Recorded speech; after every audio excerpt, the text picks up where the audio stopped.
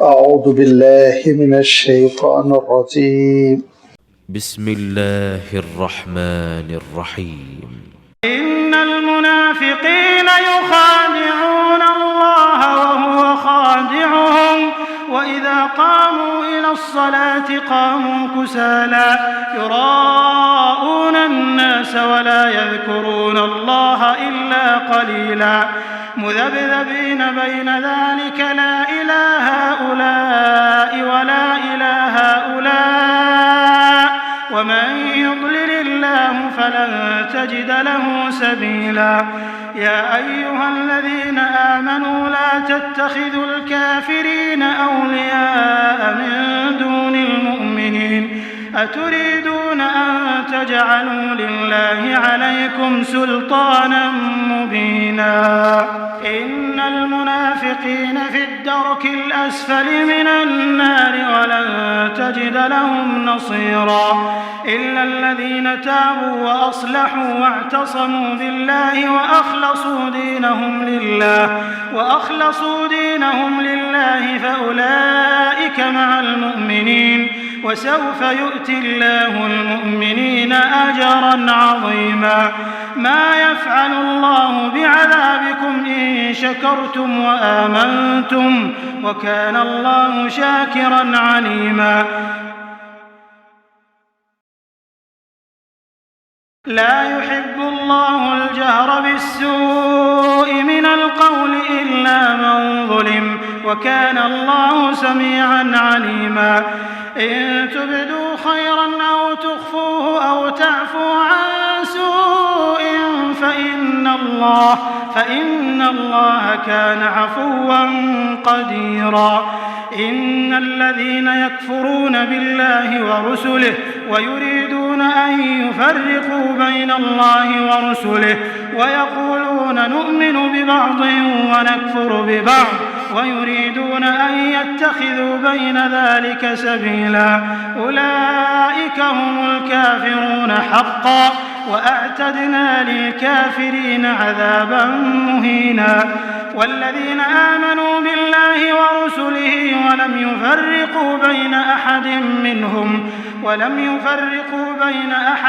منهم أولئك سوف يؤتيهم أجورهم وكان الله غفورا رحيما صدق الله العظيم. الحمد لله رب العالمين والصلاة والسلام على سيد المرسلين وعلى آله وأصحابه أجمعين अम्मा बाद सूरत निसा की ये 10 आयतें हैं जिनकी अभी आपके सामने तिलावत की गई और इस तरह से आप देखेंगे कि सूरत निसा का 21वां रुकू पूरा हुआ। गुफ्तगू साबित मौजू ही पर चल रही है जो मौजू पिछली आयतों में आ चुका है कि अल्लाह ताला ने जब शरीयत के अहकाम का ततीमा नाजिल फरमाया और सूरतुल निसा को सूरतुल बकरा और सूरह आले इमरान का तकमीला करार दिया कि जो शरीयत के अहकाम बाकी रह गए वो अहकाम पूरे हो जाए और एक इस्लामी सोसाइटी कायम हो जाए, इस्लामी माशरा कायम हो जाए, खानदानी निजाम इस्लाम के अहकाम की रोशनी में मुस्तहकम हो जाए, यतीमों के हुकूक बताए गए, बेवाओं के हुकूक बताए गए, मियां बीवी कैसे जिंदगी बसर करे उस पर रोशनी डाली गई, विरासत की तकसीम क्यों कर हो उस पर अहकाम नाजिल हुए और इन अहकाम के बाद अल्लाह ताला ने उन साजिशों का भी तज़किरा फरमा दिया जो इस्लामी सोसाइटी को नुकसान पहुंचाने के लिए रची जाती हैं। खास तौर पर इन साजिशों के जो मास्टर माइंड थे उनके पीछे जो जहन काम कर रहे थे वो मुनाफिकीन, और जब हम मुनाफिकीन कहते हैं तो ये बात क्लियर रहनी चाहिए, वाज़ेह रहनी चाहिए कि वो दरअसल मदीने मुनव्वरा के अतराफ अतनाफ बसे हुए یہودیوں کی سازشیں ہوا کرتی تھی، جس میں کچھ بھولے بھالے عرب بھی شکار ہو جایا کرتے تھے، ورنہ عام طور پر نفاق کے جراثیم پیدا کرنے والے وہ یہودی ہی تھے۔ اور ان کا عالم یہ تھا کہ اللہ کے رسول صلی اللہ علیہ وسلم کی رسالت پر، قرآن مجید کی صداقت پر ایمان کو متزلزل کرنے کی کوشش کرتے تھے، کنفیوز۔ سوالات اس طرح کے کھڑے کر دیے گئے، جملے اس طرح کے کس دیے گئے کہ ایک بڑا آدمی پریشان رہے، جو موجودہ دور میں میڈیا کرتا ہے۔ وہی حالت ان کی تھی۔ اللہ تعالیٰ نے ان کی سازشوں کا تذکرہ کیا، مکاریوں کا تذکرہ کرتے ہوئے ارشاد فرمایا کہ اگر تم اپنے ہی دین کے پکے تھے تو حضرت موسیٰ علیہ السلام پہ جو چیزیں نازل ہوئی اسی پہ ایمان رکھتے۔ آگے سورۃ المائدہ میں بھی آئے گا کہ وَلْيَحْكُمْ أَهْلُ التَّوْرَاةِ مَا أَنزَلَ اللَّهُ إِلَيْكَ، اللہ نے جو کچھ نازل کیا تھا نا تورات میں، اسی کو تم اپنا حکم بناتے، اسی کی روشنی میں فیصلے کرتے، جھگڑے ختم کرتے، تصفیہ کرتے، لیکن تم نے تورات پر بھی تو عمل نہیں کیا۔ تو جب تم نے تورات پر عمل نہیں کیا، جب تم نے حضرت موسیٰ علیہ السلام کی قدردانی نہیں کی، اور جب تم نے اپنی شریعت کو خود گوا دیا، تو تم سے کیا توقع ہے؟ اب اللہ کے رسول صلی اللہ علیہ وسلم کی مخالفت بھی کرتے ہیں اور مسلمان بھی اپنے آپ کو ظاہر کرتے ہیں۔ وجہ ارشاد فرمایا، اس کا سبب یہ ہے جب جب اسلام کا کوئی فائدہ ہوتا ہے ان کو نظر آتا ہے، مال غنیمت ہاتھ آ گیا، دولت ہاتھ آ گئی، بیت المال میں پیسے تقسیم ہو رہے ہیں، تو مسلمان ڈٹ کے کھڑے ہوئے ہیں۔ اور جب پریشانی آ گئی، راہ خدا میں نکلنا ہے، مصیبت آ گئی، آزمائش کی گھڑی ہے، تو کہتے تھے بھولے بھالے مسلمانوں سے کہ ہم پہلے تم کو سمجھائے تھے نا، جھگڑوں میں نہ پڑو، مصیبت میں نہ پڑو، مگر تم ہماری بات کو مانتے ہو۔ علم نمنعکم من المؤمنین، ارشاد فرمایا سیدھے سیدھے، ہم نے روکا نہیں تھا ان مسلمانوں کے ساتھ نہ رہو، بات نہیں سنی تو بھگتو، جاؤ لڑو۔ اور آپ جانتے ہیں کہ غزوہ احد میں 350 لوگوں کو لے کر منافقین الگ ہو گئے تھے۔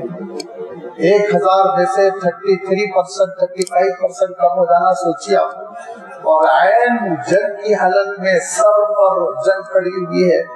اس طرح کی بے وفائی، غداری بہت نقصان پہنچا رہی تھی مسلمانوں کو۔ اسی لیے اللہ تعالیٰ نے دھیرے دھیرے المنافقین المنافقون کہہ کے اشارے فرمائے، یہاں تک کہ اللہ تعالیٰ نے سن 8 ہجری میں ایک سفر کروایا، اللہ کے رسول صلی اللہ علیہ وسلم کا ایک سفر۔ سورۃ التوبہ میں اس کی تفصیل آئی۔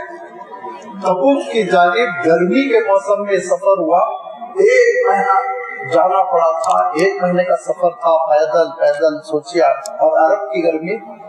اور اس سفر کو اللہ تعالیٰ نے دراصل فائنل ایگزام بنایا تھا، آخری، اور اس میں جو شریک نہیں ہوئے ان کے بارے میں بتا دیا گیا کہ اب آپ ان کے اوپر اعتبار نہ کیجیے، یہ منافق ہے۔ وہاں سے بالکل علیحدہ، اتنا علیحدہ کیا گیا کہ اللہ کے رسول صلی اللہ علیہ وسلم کو حکم ہوا، یہ لسٹ دی جا رہی ہے، ان میں سے کوئی مر جائے تو آپ ان کی نماز جنازہ میں شریک نہیں ہوں گے۔ کلیئر کر دیا گیا ان کا مسئلہ۔ اس سے پہلے ان منافقین کو اللہ کے رسول صلی اللہ علیہ وسلم سہتے رہے، اور بس اوقات بہت تکلیف ہوتی تھی اور لوگ قتل کر دینے کے در پہ ہو جاتے، لیکن اللہ کے رسول صلی اللہ علیہ وسلم اجازت نہ دیتے۔ فرمایا ان المنافقین یخادعون اللہ وهو خادعهم، یہ منافق سمجھتے ہو اللہ کو دھوکہ دے رہے ہیں۔ مسلمانوں کو تو دھوکہ دے رہے تھے اور اس کا فائدہ کو کچھ مل رہا تھا تھوڑا بہت، لیکن وہ یہ سمجھ رہے تھے کہ اللہ تعالیٰ کو بھی دھوکہ دے رہے ہیں، ہم اپنی جھوٹی نمازوں کی شکل میں، ہم اپنے جھوٹے اسلامی شعار کی شکل میں اللہ تعالیٰ کو بھی دھوکہ دے رہے ہیں، نعوذ باللہ۔ اپنے دل میں یہ غلط فہمی تھی ان کو کہ وہ اللہ کو دھوکہ دے رہے، وہ خادعوہم، حقیقت یہ ہے کہ یہ دھوکہ ان کو اللہ کی جانب سے ہو رہا ہے۔ اللہ تعالیٰ جو مہلت دے رہا ہے، نرمی فرما رہا ہے، اس نرمی کا یہ ناجائز فائدہ ہے۔ لیکن عربی میں ایک خاص اسلوب ہے، بہت رائج ہے، کہ اگر وہ کوئی مثلا مجھ پہ ظلم کرے تو میں اس کو جواب میں کہوں گا جیسے تو نے مجھ پہ ظلم کیا تو میں بھی تجھ پر ظلم کر رہا ہوں، حالانکہ جب میں ظلم کروں گا تو وہ ظلم نہیں، بدلہ لیتا ہوں میں۔ لیکن عربی میں یہ الفاظ جو جس طرح میرے ساتھ معاملہ کیا گیا وہی معاملہ اگر میں اپنے مخالف کے ساتھ کروں تو وہی الفاظ استعمال کیے جاتے ہیں، جبکہ مفہوم کچھ اور ہوتا ہے۔ اگر ہم اس اسلوب کو سمجھ لیں، یہ لنگوسٹیکل ایک اسٹائل ہے، اس کو اگر ہم سمجھ لیں تو قرآن پاک کے کئی مقامات ہمارے لیے آسان ہو جائیں گے۔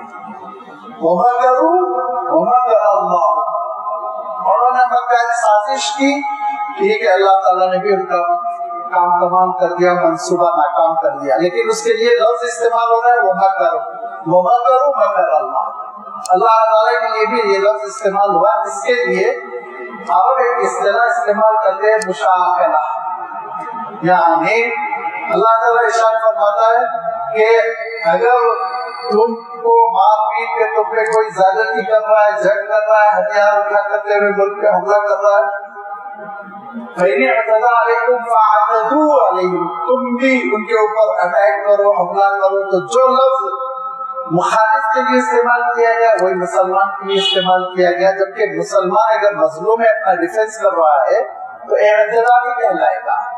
یہاں پہ بھی دیکھیے اللہ تعالیٰ ارشاد فرماتا ہے یہ اللہ کو دھوکہ دینے کی کوشش کر رہے ہیں، جبکہ خود اللہ ان کو دھوکہ دے رہا ہے، تو اس کے معنی یہ نہیں ہوں گے کہ اللہ تعالیٰ ان کو دھوکہ دے رہا ہے، اس کے معنی یہ ہوں گے کہ اللہ تعالیٰ خود ان کو دھوکہ دینے کی مہلت دے رہا ہے، گناہ کرنے کی مہلت دے رہا ہے۔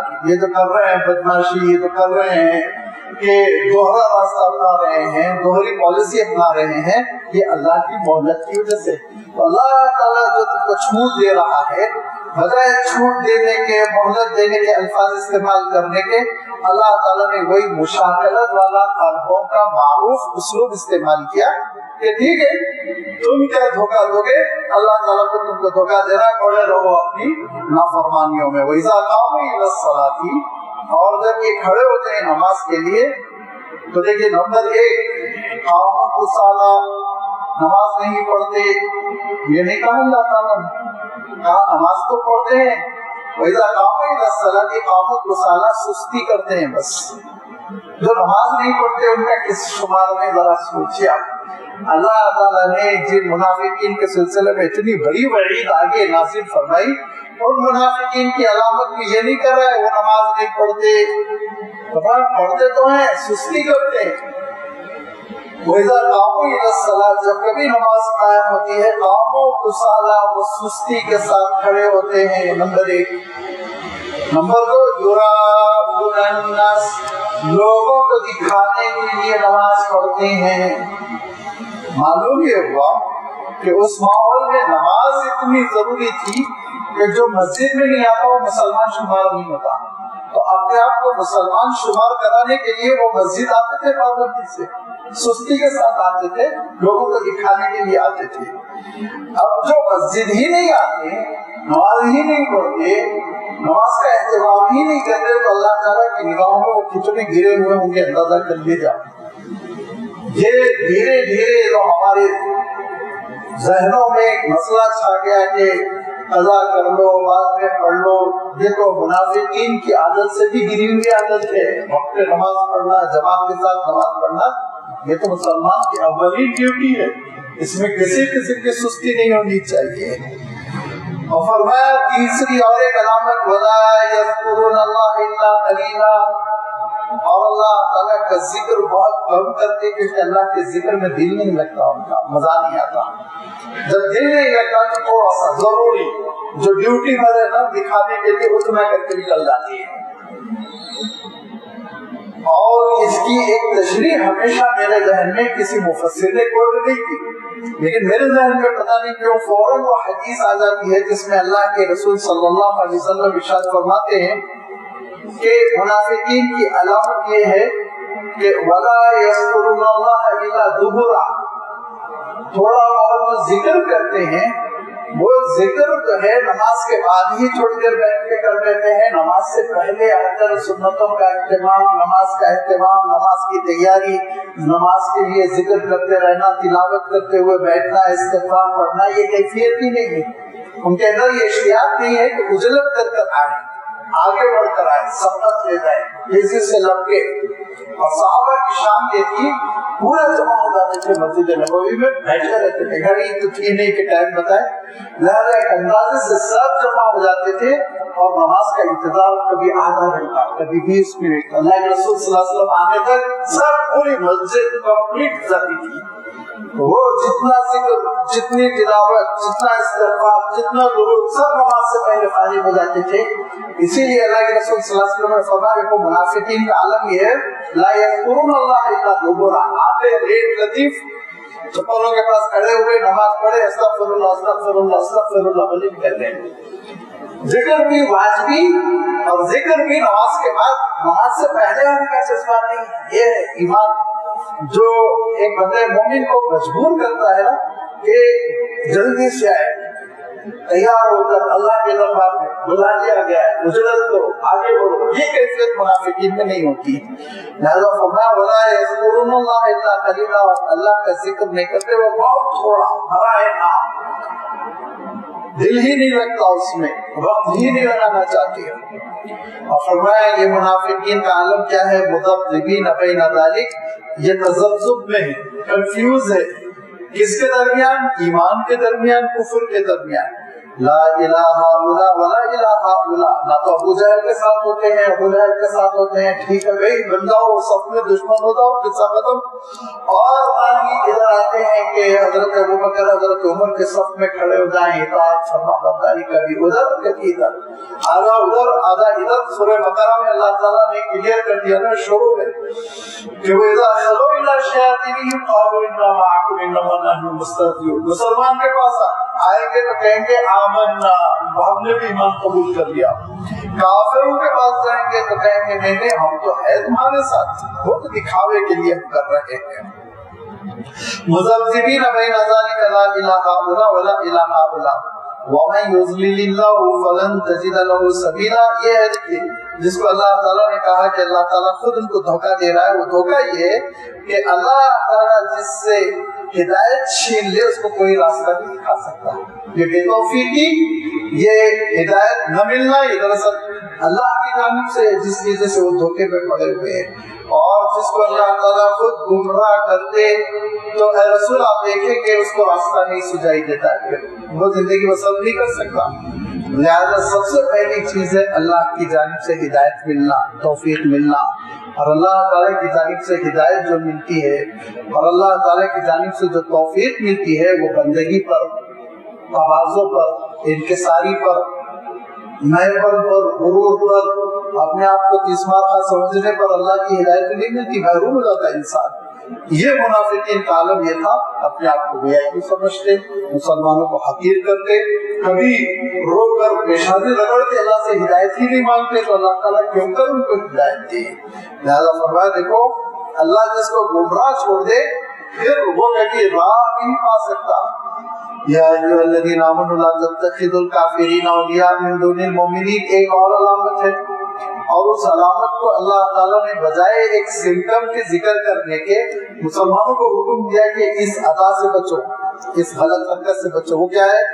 فرمایا اے ایمان والوں، مومنوں کو چھوڑ کر کافروں سے دوستی کیا مانے؟ مدینہ منورہ کے دوست کافی نہیں ہے تو سفر کر کر کے مکہ مکرمہ جا کر یہ لوگ دوستی کرتے ہیں اور سرداران قریش سے مل کر ان سے اپنی وفاداریوں کا ثبوت پیش کرتے ہیں، ہے نا؟ تو فرمایا دیکھو اے ایمان والوں، کافروں کو بمقابلے مومن اپنا یار نگار، اپنا دوست ہمدرد نہ سمجھو. بالخصوص آپ صلی اللہ علیہ وسلم کے دور میں، آج کل تو خیر ذرا مسلمان بھی دھوکے دے دیتے ہیں، لیکن آپ صلی اللہ علیہ وسلم کے دور میں معاملہ یہ تھا کہ مومن کے لیے ایک قوت بازو بنتا تھا، دست راست بنتا تھا، اس کا ساتھی بنتا تھا، اس کے مسائل میں کام آتا تھا. اب کسی مسلمان کو چھوڑ کر کوئی شخص کسی یہودی کو، کسی کافر کو، مکے کے مشرک کو دوستی بنا رہا ہے تو لازمی بات ہے اس کے معنی اس کے ایمان میں گڑبڑ ہے، اس کا ایمان ڈاؤٹ فل ہے. لہذا اللہ تعالیٰ ارشاد فرماتا ہے اے ایمان والو، کافر کو بمقابلے مومن دوست نہ بناؤ. اچھا پھر میں اس سے پہلے بھی 2 مرتبہ وضاحت کیا तीसरी मर्तबा भी करूंगा जब तक इस तरह की आयतें आती रहेंगी, मैं करता रहूंगा, क्योंकि आजकल मीडिया ये गलतफहमी बहुत फैला रहा है। देखिए यहाँ पर अल्लाह ताला ने जो बात इरशाद फरमाई वो हमारी असल उर्दू जबान की भी तंगी है कि दोस्त न बनाओ कहा। अब दोस्त के माने हम समझ लेते हैं कि भाई किसी किस्म की हमदर्दी करना, उनके साथ अच्छा सलूक करना, सब दोस्त के साथ साथी होता है, लेकिन ये कुरान पाक इससे बरी है। दोस्त का लफ्ज नहीं है कुरान मजीद में, गौर से सुनिए, या अय्युहल्लज़ीना आमनू ला तत्तखिज़ुल काफिरीना औलिया, औलिया वलीयुन, वली वला यली जो आपसे चिपका होता है, लगा होता है, सिमटा हुआ होता है।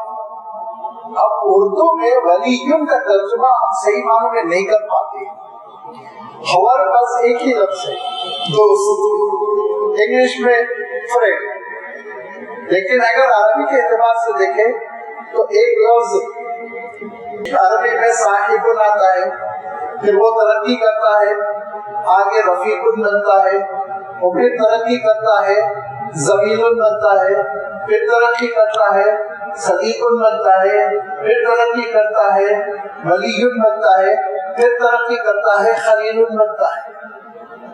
अरबी बहुत क्लासिफाइड ज़बान है। अल्लाह ताला ने अपने कलाम के नुज़ूल के लिए सेलेक्ट किया ना उस लैंग्वेज को, तो कुछ उसके खुसूसियात रही होंगी ना, तभी तो उसको मुंतखब किया। अरबी ज़बान को प्यारी ज़बान में सीखना चाहिए हर मुसलमान को। इसलिए नहीं कि मैं अरबी की नौकरी करता हूँ, अरबी पढ़ा कर तनख्वाह लेता हूँ, यूनिवर्सिटी से तारीफ करो, नहीं, इसलिए कि अरबी ज़बान से मुतासिर होकर मैं अरबी में लगा हुआ था। मैं भी 10th कर रहा था यहाँ पे, मैं स्कूल में पढ़ रहा था, डेफिडेंस हाई स्कूल था हमारा हिमायत नगर में। बाद में अचानक मुझे ये चीजें पता चलने लगी तो मैंने अपने शौक के साथ नदवतुल उलमा में दाखिला लिया और अरबी ज़बान सीखी, कुर्बानी दिया, पूरा रोज बदला, तहवीलें कितना किया अपनी जिंदगी में। तो ये ज़बान है ना, वो प्यारी ज़बान है, इसकी वोकैबुलरी, इसकी ग्रामर और इतनी सेंसिटिव कि अगर एक हरकत यानी आप जिसको ज़ेर ज़बर पेश बोलते हैं, अरबी में उसको हरकातुन बोलते हैं, वो ऊपर नीचे कुछ हो जाए माने कट उनके चेंज हो जाते हैं, बिल्कुल बदल जाते हैं। ऐसी कोई लैंग्वेज नहीं है, ऐसी कोई ज़बान नहीं है। अगर हम साहिबुन कहें जो कुरान पाक में आया है लफ्ज़, तो उसका तर्जुमा है ऐसा दोस्त, साथी कहें, कुछ देर दोस्ती हो रही है, आगे पीछे बातचीत हो रही है। और अगर हम रफीकुन कहें तो जो आपके सफर में साथ रहता है, जो आपके कुछ मामलात में ऑफिशियल चीजों में साथ जाता है। और अगर आप ज़मीनुन कहें तो आपका कोलिग से आप तर्जुमा कर सकते हैं, ऑफिस में साथ है, क्लासरूम में साथ है। और अगर आपका और उसका मिजाज बनता है, एक याराना की कैफियत है, तो सदीकुन कहते हैं अरबी में, सदीकुन। और अगर आपने और उसमें इतनी मोहब्बतें हैं कि आप पूरा राज उसके सामने उगल देते हैं और उसका पूरा राज आपको मालूम है, वो बेमुहावा के घर में आ जाता है, आप उसके घर में चले जाते हैं, जैसे कि फैमिली फ्रेंड और घर का फर्क, उसको जाकर वलीयुन कहते हैं, काम बनाने वाला। और एक आखिरी दर्जा होता है जो आपके मिजाज में फना हो गया, आप जो पसंद करते वही पसंद करता है, अगर चाहिए उसको पसंद हो ना पसंद हो, अगर चाहिए नेचुरली उसको वो बात ना पसंद हो, लेकिन चूंकि आप पसंद करते इसीलिए वही करता है। ऐसे को फिर खलीलुन कहते हैं, वत्तखज़ल्लाहु इब्राहीम खलीला। लिहाजा यहाँ अल्लाह ताला ने मना किससे फरमाया, ज़मीनुन से मना फरमाया, सदीकुन से मना फरमाया, साहिबुन से मना फरमाया, नहीं, वलीयुन से मना फरमाया। ला तत्तखिज़ुल काफिरीना औलिया। जहाँ भी आए थे 4-5 मकामात पर ये मफ़हूम किया थे, वहाँ पर वली अपना राजदार, वो तुम्हारे घर में आ रहा है, तुम उसके घर में चले जाते हो, वो तुम्हारा काम बनाता है, तुम उसका काम कर देते हो।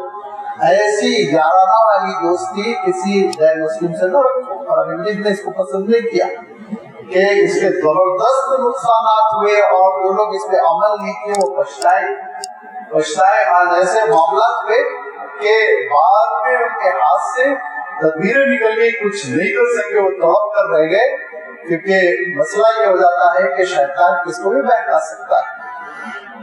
آپ ان کے ساتھ اچھے کولیگ بن سکتے ہیں, اچھے پڑوسی بن سکتے ہیں, اور آپ ان کے ساتھ بزنس شیئر کر سکتے ہیں, آپ ان کے ساتھ خیرخواہی کر سکتے ہیں, آپ ان کے ساتھ بھلائی کر سکتے ہیں, آپ کے وہ اسٹوڈنٹ ہو سکتے ہیں, آپ ان کے اسٹوڈنٹ ہو سکتے ہیں. کسی چیز سے منع نہیں کیا اللہ تعالیٰ نے, منع کر دیا کہ وہ تمہارے گھر میں آئے, وہ تمہارے گھر کے چیزوں سے واقف ہو, راز سے واقف ہو.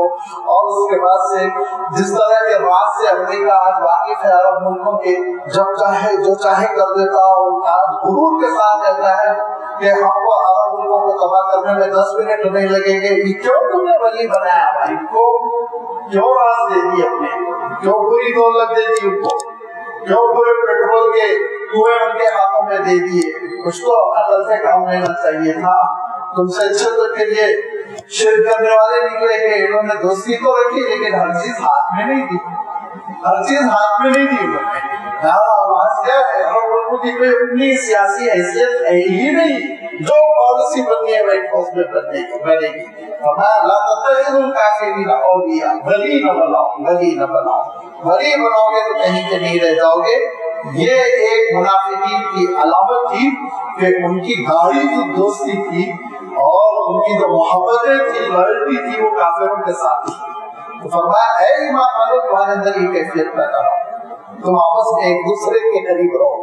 بالخصوص آپ صلی اللہ علیہ وسلم کا دور ہے تو اس وقت آپس میں اہل ایمان ایک دوسرے سے جڑے رہے, اتنا ضروری تھا. ذرا سوچیا فرمایا دیکھو اتریدون ان تجعلوا للہ علیکم سلطانا مبینا, اگر تم مومنوں کو چھوڑ کر کافروں کو اپنا ہمراز اور تم جانبدار بنا لو گے تو یاد رکھو پھر اللہ کی مدد اور نصرت سے محروم ہو جاؤ گے.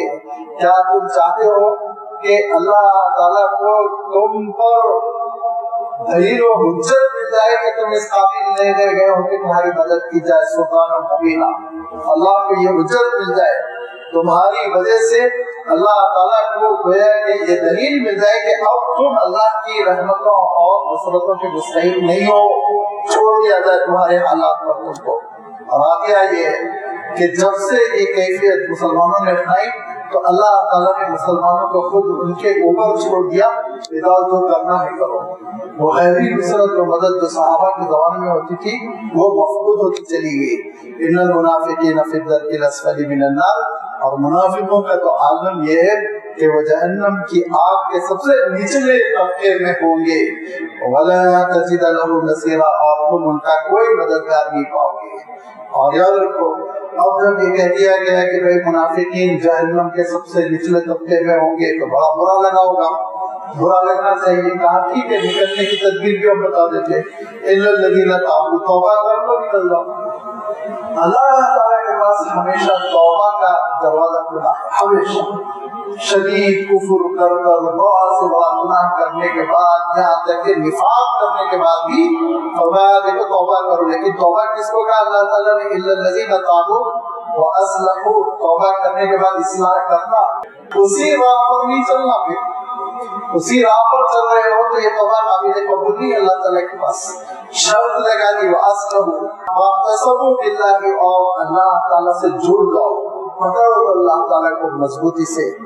وَأَخْلَصُوا دِينَهُمْ, اور اپنے دین کو, اپنی اطاعت کو, اپنی فرمانبرداری کو اللہ کے لیے خالص کر دو. دکھاوے کی نمازیں نہ پڑھو, دکھاوے کے صدقات نہ دو, دکھاوے کے لیے دین کی مدد اور دین کی خدمت کا اعلان نہ کرو. سب خالص اللہ کے لیے کرتے رہو تو یہ تمہاری توبہ قابل قبول ہو جائے گی. فَأُولَٰئِكَ مَعَ الْمُؤْمِنِينَ, ایسے لوگوں کا شمار مومنوں کے ساتھ ہوگا. وَسَوْفَ يُؤْتِ اللَّهُ الْمُؤْمِنِينَ أَجْرًا عَظِيمًا, اور عنقریب اللہ تعالیٰ مومنوں کو اجر عظیم عنایت فرمانے والا ہے. مَا يَفْعَلُ اللَّهُ بِعَذَابِكُمْ, اللہ تعالیٰ تم کو عذاب سے دوچار کیوں کرے گا اگر تم شکر گزار ہو اور ایمان والے ہو. ان شکرتم وآمنتم, اللہ تعالیٰ کسی کو شکار عذاب نہیں کرنا چاہتا, اللہ تعالیٰ کسی کو عذاب کے حوالے نہیں کرنا چاہتا. اللہ تعالیٰ تو الرحم الرحیم ہے, شفقت کرتا ہے, رحمت فرماتا ہے. ما يفعل الله بعذابكم, اللہ کو تمہارے عذاب سے کوئی دلچسپی نہیں، نعوذ باللہ، کہ ضد کا معاملہ ہے اور تم کو جہنم پہنچایا جائے ضروری ہے، ہرگز نہیں، کوئی لڑائی نہیں تمہاری اللہ تعالیٰ سے، بس شرط یہ ہے ان شکرتم وآمنتم، ایک تو تم اللہ کے دین کی قدردانی کرو اور دوسرے یقین و توکل پوری طرح اللہ کی ذات پر بھروسہ رکھو۔ اگر تم اپنے اندر یہ دو صفات پیدا کرتے ہو تو کسی قسم کا کوئی عذاب، کوئی سزا، کوئی عقاب اللہ کی جانب سے تم پر نازل نہیں ہوگا۔ کیوں؟ وَكَانَ اللَّهُ شَاكِرًا عَلِيمًا، اللہ تعالیٰ بہت قدردان ہے۔ شاکر کا ترجمہ ہے ہمیں قدردانی سے کرنا پڑے گا۔ اللہ تعالیٰ تمہاری جو چھوٹی چھوٹی ایکٹیویٹیز ہے نا، عبادتیں ہلکی پھلکی، ہم ہلکی پھلکی ہی کہیں گے، کتنی نمازیں ہم پڑھ لیتے، اللہ کے رسول صلی اللہ علیہ وسلم کی تہجد 5 گھنٹے کی ہوتی تھی، ہم 5 منٹ کے پڑھے تو بہت لوگ کہیں گے تہجد گزارے۔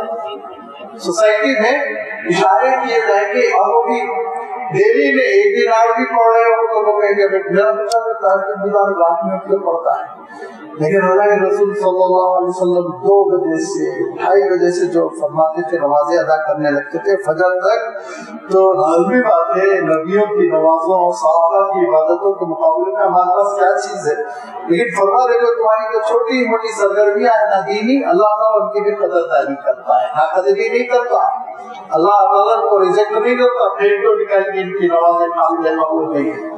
آپ کے ایک شہر میں بڑی شاپ ہے شوز کی، وہاں پہ ایک صاحب مال سپلائی کرتے ہیں، وہ مال سپلائی کرنے والے صاحب سے ملاقات ہوئی ہماری، ان کے بھائی ہمارے دوست تھے، تو ان کے توسط سے ایسی بیٹھک میں تو وہ کہنے لگے فلاں جگہ کی جو بھی چپلیں ہوتی ہیں اور جو بھی شوز ہوتے ہیں اس میں ایک حصہ ہمارا بھی ہے، ہم اپنی فیکٹری میں بنا کے اس دکان پہ سپلائی کرتے ہیں۔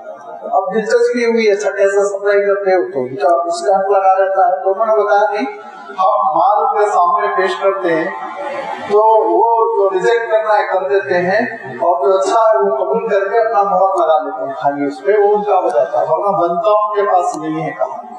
تو اس میں انہوں نے بتایا ریجیکٹ کرنے کا ان کا معیار یہ ہے، ان کے ریجیکٹ کرنے کا معیار یہ ہے کہ آپ جو چیز بنا کر لا رہے ہیں اس کے کمپٹیشن میں اس سے اچھی کوئی دوسری چیز نہ لانا، کوئی دوسری فیکٹری والا اگر اس سے اچھی آپ نے ایک خاص قسم کا شوز بنا کے پیش کیا اور اس سے اچھا شوز اسی ٹائپ کا دوسری کمپنی والے نے پیش کر دیا تو آپ اپنے گھر لے جائیں گے پھر کچھ بھی کریے۔ تو یہ ریجیکٹ کرنے کا معیار یہ ہے کہ اس کے کمپٹیشن میں کوئی چیز نہ رہنا چاہیے، یونیک رہنا ان کی دکان، تب وہ قبول کرتے ہیں۔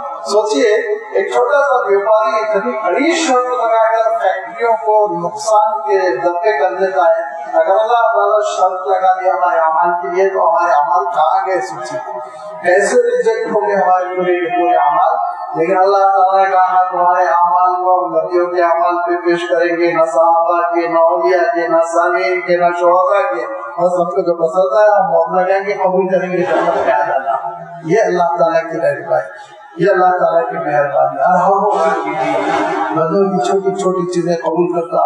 اور اسی چیز کو آپ ذہن میں رکھیں، وہ حدیث سے سمجھا کیجیے جس میں کتے کو پانی پلانے سے جنت مل گئی، مسجد میں دراڑ تھی اس میں چونا لگا دینے سے، اس کو ٹھیک ٹھاک کر دینے سے، استرکاری کر دینے سے جنت مل گئی۔ اللہ کے رسول صلی اللہ علیہ وسلم یہی بتا رہے ہیں کہ دیکھو اگر تمہاری سرگرمیاں چھوٹی موٹی بھی ہوں تو اللہ تعالیٰ قبول کرنے والا ہے، اس کی شان کریمی ہے تو قبول کرتا ہے اور تمہارے لیے خیر کے فیصلے کرتا ہے۔ کبھی اپنی نیکیوں سے مایوس نہ ہو، اللہ کی رحمتوں سے نہ لگاؤ۔ لہذا فرمایا ما یفعل اللہ بعذابکم ان شکرتم وآمنتم، شکر گزار۔ شکر گزاری کیا ہے کہ اللہ نے جو چیز دی ہے اس چیز کی ہم قدردانی کریں۔ اللہ نے وقت دیا اس کی قدردانی، صحت دی قدردانی، کتنی نعمتیں دی، کھانے پینے کی کیسی نعمتیں اس نے عنایت فرمائی، رہنے کے لیے بسنے کے لیے کیسی کیسی نعمتیں اس نے عنایت فرمائی۔ وہ ساری نعمتوں کی قدردانی یہ ہے کہ اللہ کی مرضی کے مطابق زندگی بسر ہو۔ میں اگر کھانا برباد کر رہا ہوں تو یہ قدردانی نہیں ہے، میں وقت برباد کر رہا ہوں تو یہ قدردانی نہیں ہے، اور میں اپنے سرمایہ کو اللہ کے بجائے غیر اللہ کو خوش کرنے لگا رہا ہوں، یہ قدردانی نہیں۔ قدردانی یہ ہے کہ اللہ کے حکم کے مطابق ہو۔ تو فرمایا اگر یہ کیفیت ہے، دوسری کنڈیشن کے ساتھ کہ اجر لینے کی نیت رہنا چاہیے۔ ہمیشہ آپ صلی اللہ علیہ وسلم نے کیا فرمایا رمضان کے زمانے میں؟ آپ نے یہ حدیث بہت سنی ہوگی، من صام ایمان و احتسابا، لینے کی نیت ہو، ایسے نہیں روزہ رکھ لے چلو بدل کے لیے ٹھیک ہے، کیلوریز تھوڑے گھلیں گے، عجب اللہ سے عجب، یہ نیت کے ساتھ جب تم نیکی کرو گے ان شکرتم وآمنتم تو پھر تم اللہ تعالیٰ کو بھی پاؤ گے کہ وہ تمہارا بڑا قدردان، تمہاری قدردانی کرے گا، تمہارے اعمال کو قبول کرے گا، تمہارے گناہوں کو معاف کرے گا، تم کو اچھے سے اچھا اجر دے گا۔ منافقین کا ذکر چل رہا تھا، اس میں بیچ میں اللہ تعالیٰ نے ایک ضابطے کی بات بتا دی، کوئی منافق ہو، مشرک ہو، کوئی گناہگار ہو، گناہ کبیرہ کیا ہوا ہو، توبہ کا دروازہ کھلا ہے، اللہ کی نعمتوں کی قدردانی کرو، اللہ تعالیٰ تمہاری قدردانی کرے گا۔ اس کے بعد اللہ تعالیٰ نے منافقین ہی کے سلسلے میں جس میں یہودیت کی آمیزش ہے، نیکسٹ ہے یہودیت، اس کے سلسلے میں ایک تبصرہ کیا کہ آپ صلی اللہ علیہ وسلم کے اصلاح کا ایک اسلوب تھا۔ اللہ کے رسول صلی اللہ علیہ وسلم جو اصلاح فرماتے بہت پیارا انداز تھا۔ آپ صلی اللہ علیہ وسلم فرماتے تھے، اکثر خطبات میں آپ دیکھیں گے ما بالو اقوامی یفعلون کذا وکذا، لوگوں کو کیا ہو گیا، ایسا ایسا کرتے ہیں، نہیں کرنا چاہیے۔ کسی بھی ایسے شخص کو جو غلطی کر رہا ہو بلا کر کیوں کیا تم نے، یہ غلط حرکت نہیں کرنی چاہیے تھی، نہیں کبھی نہیں، اس کو شرمندہ کرتے ہی نہیں تھے۔ اللہ کے رسول صلی اللہ علیہ وسلم عمومی بات ارشاد فرماتے تھے، لیکن یہ عمومی بات یاد رکھیے جو اللہ کے رسول صلی اللہ علیہ وسلم کی سنت ہے اور جس کو اپنانا چاہیے، یہ عمومی بات اس وقت تک ہے جب تک کہ اسلامی سوسائٹی کو نقصان نہ پہنچ رہا ہو۔ اگر کوئی شخص اسلامی سوسائٹی کو ڈیمیج کر رہا ہے اور آپ یہ کہتے ہیں ہم عمومی اصلاحی بات کریں گے تو یہ غلط ہے، یہ غلط ہے۔ اس وقت آپ کو ٹو دا پوائنٹ کہنا ہوگا کہ یہ صاحب یہ غلطی کر رہے ہیں، کہ پیچھے نہ چلو تو یہ مرتد ہو رہے ہیں، یہ دہریے بن رہے ہیں، اسلام کا مذاق اڑا رہے ہیں، دین کی غلط تشریح کر رہے ہیں، لہذا ان کی اس گمراہی سے واقف ہو جاؤ۔ اس وقت نام لے کر بھی کلیئر کرنے میں کوئی حرج نہیں۔ لا يحب الله الجهر بالسوء من القول الا من ظلم، کہ اللہ تعالیٰ اگرچہ کہ اس بات کو پسند نہیں فرماتا ہے کہ برائی کا اعلان کیا جائے، ہاں مظلوم کو اجازت ہے، جس میں ظلم ہو رہا ہے، اور اس وقت جب کہ ظالم حد سے تجاوز کر جا رہا ہے تو اس وقت انسان کو اس بات کا حق ہے وہ اعلان کرے۔ نام لے لیا گیا، مارا گیا ابو لہب، کوئی اس میں حرج نہیں، کیونکہ اس کی حرکتیں اتنی خراب تھی کہ اس کا نام لینا ضروری تھا، لہذا نام لے لیا گیا، فرعون کا نام لے لیا گیا، حامان کا نام لے لیا گیا، بہت سے ایسی شخصیتوں کا نام لیا گیا جن کی وجہ سے انسانیت کو بہت نقصان پہنچ رہا تھا۔ تو ارشاد فرمایا کہ دیکھو جب نقصان بہت ہو رہا ہے انسانیت کا تو نام لینے کوئی حرج نہیں، تو مظلوم کو اس بات کا اختیار ہے کہ ظالم کا وہ نام لے کر کورٹ میں شکایت کرے، پولیس میں شکایت کرے، سوسائٹی میں شکایت کرے، مسجد میں کھڑے ہو کر کہے کہ فلاں صاحب میرے پلاٹ پہ قبضہ کر لیا، آپ لوگ مل کے ان کو ہٹائیے، یہ اجازت ہے، مظلوم کو اجازت ہے۔ ورنہ عام صورتوں میں عفو درگزر، عمومی بات کرنا، اصلاحی بات کرنا، وکان اللہ سمیعا بصیرا، اور بے شک اللہ تعالیٰ بہت ہی سننے والا اور واقف کار ہے۔ یہ ایک ایسی دھمکی تھی منافقین کو کہ ان کو سمجھ لینا چاہیے تھا ہمارا نام بھی لیا جائے گا، ہماری لسٹ بھی اب نازل ہو جائے گی، ان کو سمجھ لینا چاہیے تھا۔ اگر عقل مند ہو تو وہ سمجھ کر توبہ کر لیتے، اور توبہ بھی کیا بعض لوگوں نے، اور جب نادان تھے یہی حرکتیں کرتے رہے تو پھر ان کا نام بتا دیا گیا، یہ ظالم حد سے بڑے ہوئے اور ان سے تم خیر کی کوئی توقع نہ رکھو۔ ان تو خیرن، اگر تم خیر کا اعلان کرتے ہو اور تخفو چھپاتے ہو، یا پھر اور تعفو عن سوء، کسی ظلم و زیادتی پر عفو درگزری کرتے ہو، معاف کر دیتے ہو، فإن اللہ کان عفوا قدیرا، تو بے شک اللہ تعالیٰ بھی بہت معاف فرمانے والا ہے۔ تم کو اختیار ہے کہ تم کسی بھلائی کا اعلان کرو یا اس بھلائی کو تم پوشیدگی کے ساتھ انجام دو، یہ اللہ تعالیٰ نے دونوں اختیار دیے ہیں۔ اس وقت جب کہ ہم کسی نیکی کرنے سے اور نیکی کا اعلان کرنے سے یہ امید رکھتے ہوں کہ یہ نیکی اور بھی کریں گے، تو اس موقع پہ آپ نیکی کا اعلان کیجیے، کوئی حرج نہیں۔ اور اس موقع پہ جبکہ ہم نیکی کر رہے ہوں اور اس کا اعلان کرنے کی وجہ سے شہرت پسندی دل میں آ رہی ہے، تو اس نیکی پہ پبلا ڈالیں، ورنہ برباد ہو جائے گی، تباہ ہو جائے گی، اجر نہیں ملے گا۔ لہٰذا اللہ تعالیٰ ارشاد فرماتا ہے یہی معاملہ صدقات کا بھی ہے، اور صدقات چونکہ ذرا نازک ہوتے ہیں کہ عام طور پر پھر احسان جتانے کی کیفیت آ جاتی ہے، دکھاوے کی، ریاکاری کی کیفیت آ جاتی ہے، اسی لیے صدقات نافلہ میں زیادہ یہ پسند کیا ہے کہ پردہ ڈالو، اخفا، بتاؤ، چھپ کے کر لیا کرو، اندھیروں میں کر لیا کرو۔ ہاں صدقات واجبہ ہے، زکوٰۃ ہے وغیرہ وغیرہ، فطرہ ہے، وہ تو اللہ اعلان دینا ہے، تو اس میں چھپانے کی کیا بات ہے بھائی، وہ تو فرض ہے تو فرض ہے، تاکہ لوگوں کو بھی پتا چلے کہ فرض ادا کر لیتے ہیں، جو 2.5% زکوٰۃ واجبی وہ دے لیتے ہیں، تو اکاؤنٹ میں حساب کتاب رکھو، گھر میں لوگوں کو بتا دو اتنا دینا ہے، یہ الگ کر دیا گیا ہے۔ صدقات واجبہ میں اعلان میں کوئی حرج نہیں، صدقات نافلہ میں اخفا زیادہ بہتر ہے۔ اور تو خیر و تخفو، اگر تم بھلائی کر رہے ہو اس کو علی اعلان، تم تو افضل یبدی کہتے ہیں اعلان کرنا، دکھلانا، بتلانا۔ تخفو اخفا آپ جانتے ہیں، اخفا یخفی مانے پوشیدہ کرنا، چھپا کے کرنا، تو دونوں صورتوں میں اللہ تعالیٰ کے پاس یہ قابل قبول ہے۔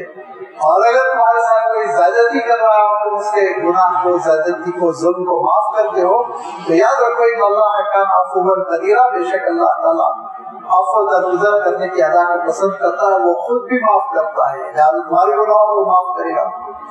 ان منافقین کا عالم جیسے کہ میں نے کہا کہ یہودی بیس ہیں یہ، ان الذین یکفرون باللہ ورسلہ، پوری تاریخ میں ان کی کوشش کیا رہی، اللہ اور رسولوں کے درمیان ڈفرنس ڈالنا، حضرت عیسیٰ علیہ السلام کو اللہ کا رسول ثابت نہ کرنا، حضرت یحییٰ علیہ السلام کو اللہ کا نبی ثابت نہ کرنا، حضرت زکریا علیہ السلام کو اللہ کا نبی ثابت نہ کرنا، حضرت سلیمان علیہ السلام کو شہنشاہ ثابت کرنا، رسالت نہ ماننا، حضرت داؤد علیہ السلام کو شہنشاہ ماننا، رسول نہ ماننا، یہ بھی پرانی تاریخ ہے۔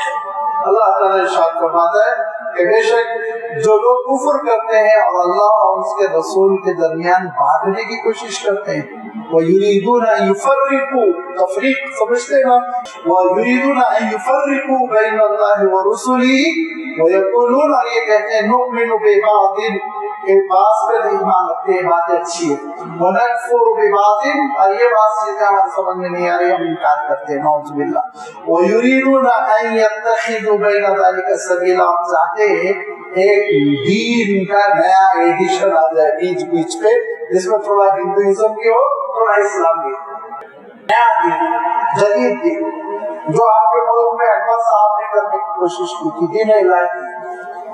اکبر جن کو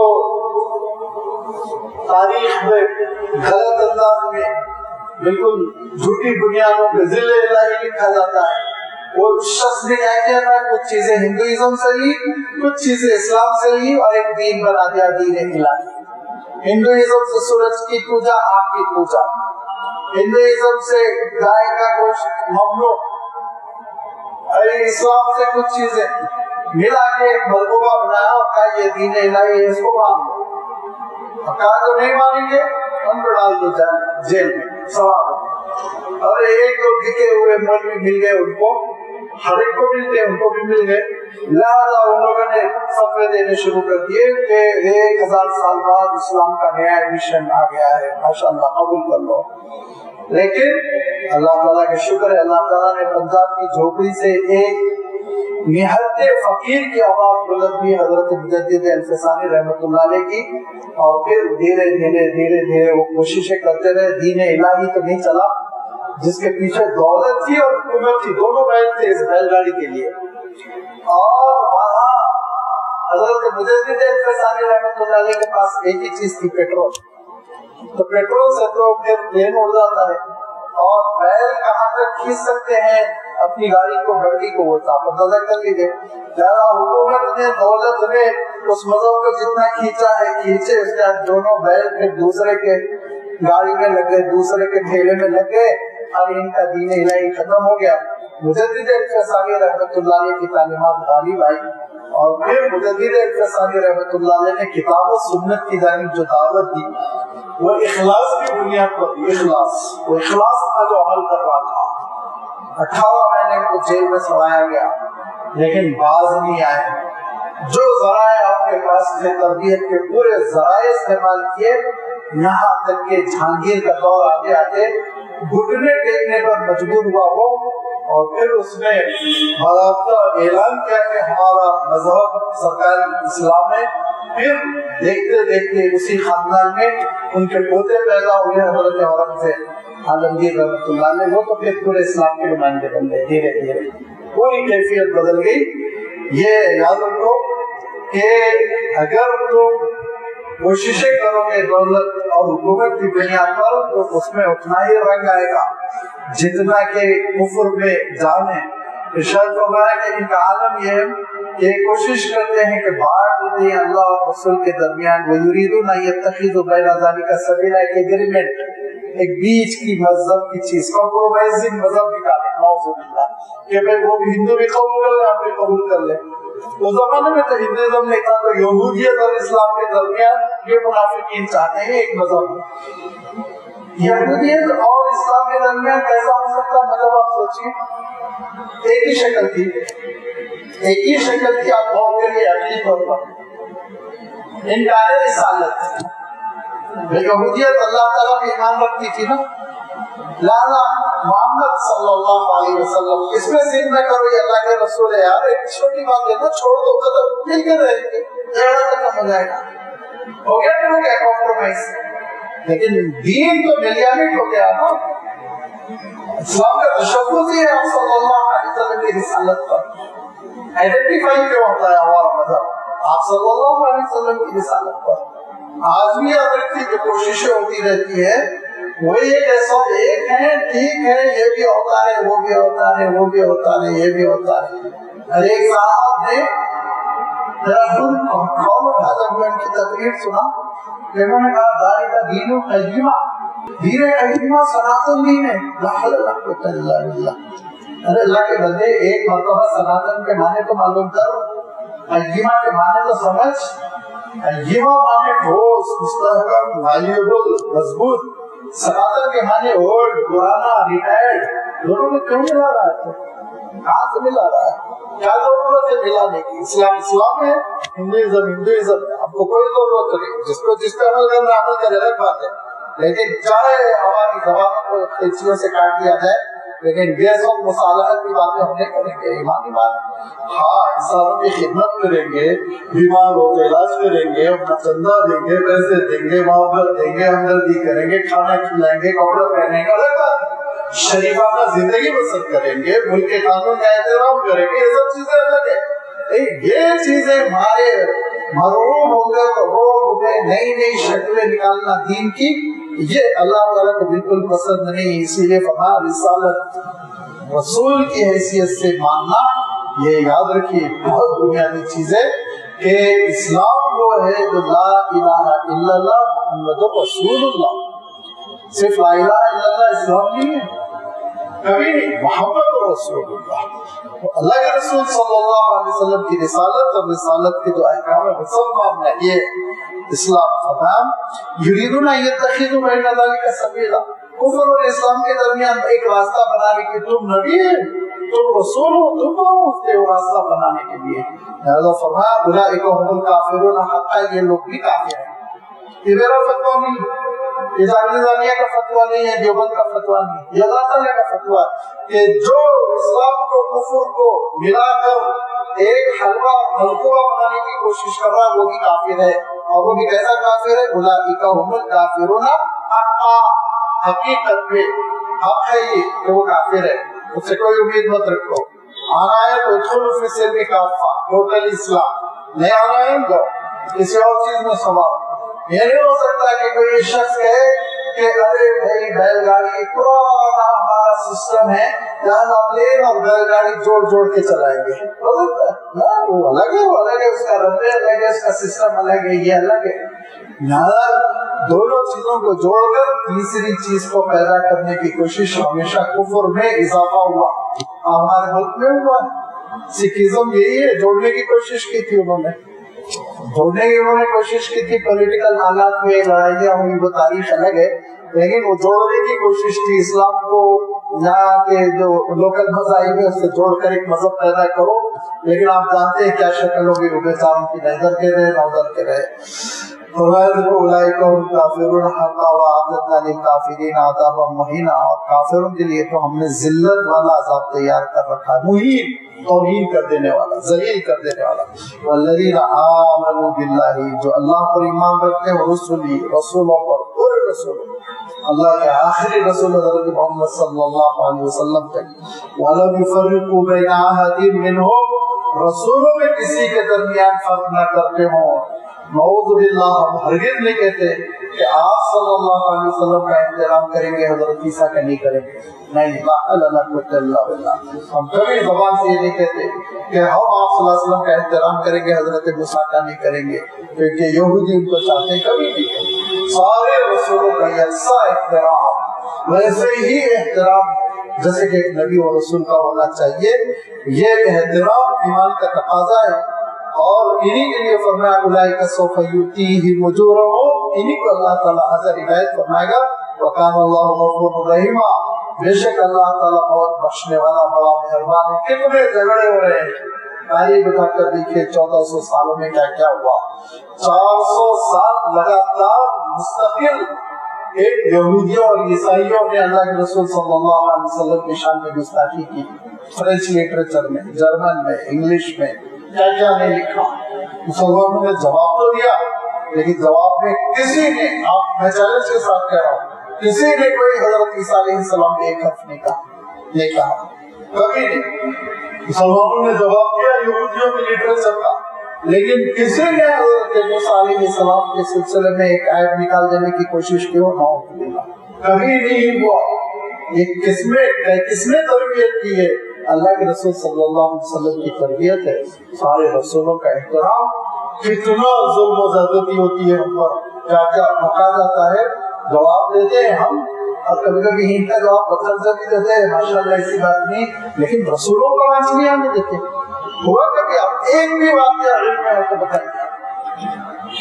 आपके पड़ोसी मुल्क में छोटी सी माइनॉरिटी है और वहाँ बैठ के, चूंकि अमेरिका की बैकिंग है, तो बदतमीजियां करते रहते, तो औरतों में लड़ाई हो जाती है, तो वो खबीस औरतें अल्लाह के रसूल सल्लल्लाहु अलैहि वसल्लम पर आ जाती है। लेकिन क्या मजाल मुस्लिम औरतें तो हजरत ईसा अलैहिस्सलाम पर जाके जवाब दे, कभी मारपीट कर लेती है, ठीक है, अलग बात, कोर्ट कचहरी कर लेती, गर्दन पकड़ के पुलिस में खींच के लेके आती, लेकिन टेंशन में होता है ना, जब पहले में लोग लड़ते हैं तो एक शख्स ने एक को माँ की गाली, दूसरे ने जवाब में उसके माँ की गाली देता है, होता ही नहीं होता। लेकिन ऐसी लड़ाई कभी मुसलमान नहीं लड़ता जिसमें कि वो किसी नबी की शान में, रसूल की शान में, अहलुल्लाह की शान में गुस्ताखी करे। क्यों? ये कुरान मजीद के मदरसे में उसकी तरबियत हुई है, ये अल्लाह के रसूल सल्लल्लाहु अलैहि वसल्लम के मदरसे में उसकी तरबियत हुई। सारे नबियों और रसूलों का आप यकसा एहतराम करेंगे। तुम अपने नबियों और रसूलों का कोई एहतराम नहीं करते हो, जो अल्हम्दुलिल्लाह हम करते हैं। वल्लज़ीना आमनू बिल्लाहि व रुसुली, वो लोग जो ईमान रखते हैं अल्लाह पर भी और रसूलों पर, वलम युफर्रिकू बैना अहदिन मिनहुम, और नहीं फर्क करते नबियों और रसूलों में से किसी में भी एहतराम में। इक्तदा तो अल्लाह के रसूल सल्लल्लाहु अलैहि वसल्लम की करेंगे, पैरवी। क्यों? तालीमात आप सल्लल्लाहु अलैहि वसल्लम की महफूज है, दूसरों की ही नहीं। अरे तुम इतने गए गुजरे हो, तुमने अपने हीरोज की तारीख महफूज नहीं रखी, वो तो कुरान मजीद है जो बयान कर रहा है, वरना तुम खुद ये नहीं बता सकते कि हजरत ईसा अलैहिस्सलाम वो 13-14 साल होने तक कैसे रहे, कहाँ रहे, क्या हुआ उनके साथ। अचानक बीबी मरियम उनको 13-14 साल के बाद फिर लेकर आती है फलस्तीन, वहाँ से थोड़ा सा फिर उनका तस्करा मिलना शुरू होता है। हमारे पास आओ, थोड़ा बचपन में हम कर देंगे अल्लाह के रसूल सल्लल्लाहु अलैहि वसल्लम का कैसे खेलते थे, किनके साथ खेलते थे, कौन से गांव में खेलते थे, हर चीज में हम कर देंगे। तो तुम्हारी कोताही है ना, तुमने अपने हीरोज की तारीख महफूज नहीं रखी। लेकिन अल्हम्दुलिल्लाह अल्लाह के रसूल सल्लल्लाहु अलैहि वसल्लम की हयात तय्यबा महफूज है। तो लाजमी बात है, इक्तिदा सिर्फ अल्लाह के रसूल सल्लल्लाहु अलैहि वसल्लम की होगी। एहतराम सबका है, रेस्पेक्ट, एहतराम, मोहब्बत सबके साथ बराबर। اتباع پیروی اقتداء آپ صلی اللہ علیہ وسلم کی کیوں آخری رسالت ہے، فائنل ہے، قیامت تک چلنے والی ہے، محفوظ ہے، اس لیے آپ صلی اللہ علیہ وسلم کی پیروی اللہ تعالیٰ اس حقیقت کو سمجھنے کی توفیق عنایت فرمائے۔ میں نے عرض کیا کہ یہ نفاق یہودی بیسڈ ہے، اب دھیرے دھیرے اللہ تعالیٰ نے ان یہودیوں کی خبر دی۔ میں نے شروع میں عرض کر دیا تھا کہ اپنے مذہب کے تو سچے ہوتے تم، اپنے مذہب پر تو صحیح عمل کر لیے ہوتے، ٹھیک ہے اسلام کا تو بعد میں مسئلہ ہے، پہلے تم اپنے مذہب کی خبر لو۔